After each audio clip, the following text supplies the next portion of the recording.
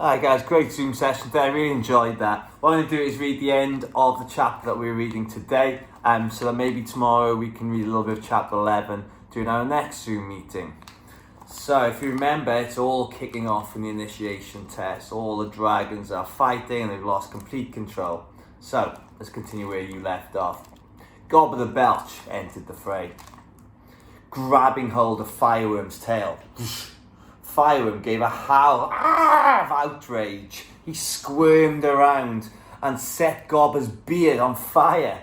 With one massive hand, Gobber swatted out the fire, and with the other, he clamped Fireworm's jaws together so she could neither bite nor burn him.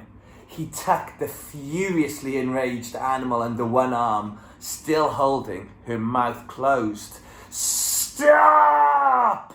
screamed Gobber the Belch with a hair-raising, skin-crawling, fan-dropping yell that bounced around off the cliffs, bounced off the sea, and the faint echoes could be heard even on the mainland. The boys all stopped their useless screaming, and the dragons all stopped in mid-air. There was an awful silence. Even the watching crowd went quiet. This had never happened before. All 20 boys had shown themselves to be completely out of control of their dragons during the initiation test. Technically, this meant that all of them should be thrown out of their tribes and into exile. And exile, in this horrid climate, could mean death. Food was scarce, wasn't much of it. The sea was dangerous, and there were certain wild tribes in the Isles who were rumoured to be cannibals. If you don't know what cannibals are, they are people who eat other people. Gobber the Belch stood, lost for words, his beard still smoking from the fire. When he eventually spoke, his voice was deep with the horror of the situation. "I will have to speak with the elders of the tribes," was all he said. He dropped Fireworm on the ground.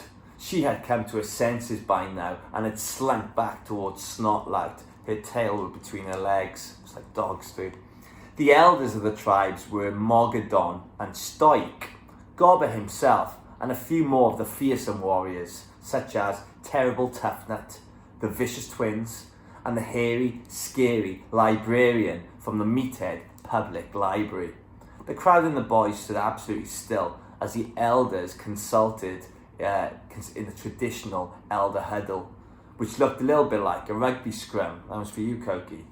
Meanwhile, the storm was getting worse. Huge claps of thunder burst over their heads. The rain poured down, and they couldn't have been much wetter if they'd all jumped into the sea. It'll be like being stuck in the rain in Bangkok. The elders consulted for a long time. They had a chat. Mogadon got angry at one point, and he swung his fist at Toughnut.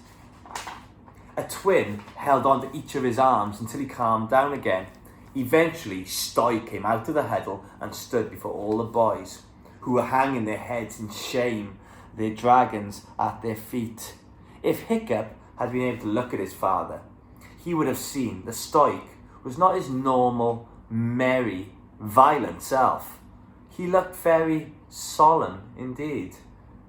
"Novices of the tribes," he bellowed grimly, "this is a very bad day for all of you. You have failed the final test of the initiation program. By the fierce law of the Inner Isles, this means that you should be cast out from the tribes and to exile forever.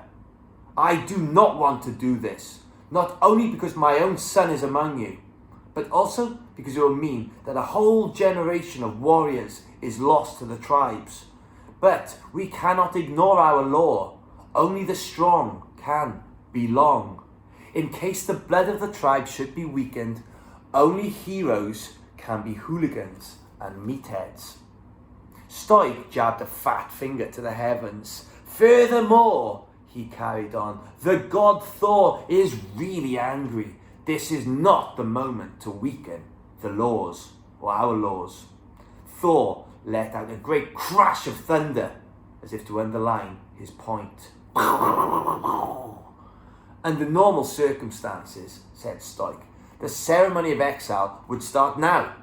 But going to sea in weather like this would mean certain death for us all. As an act of mercy, I allow you one more night of shelter under my roof.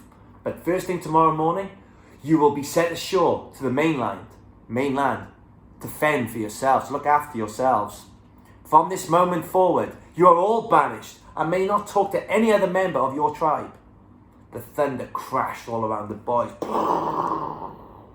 as they stood, head bowed, in the rain. Pity me, for this is the saddest thing I've ever had to do, to banish my own son, said Stoic sadly, not angrily like I just did.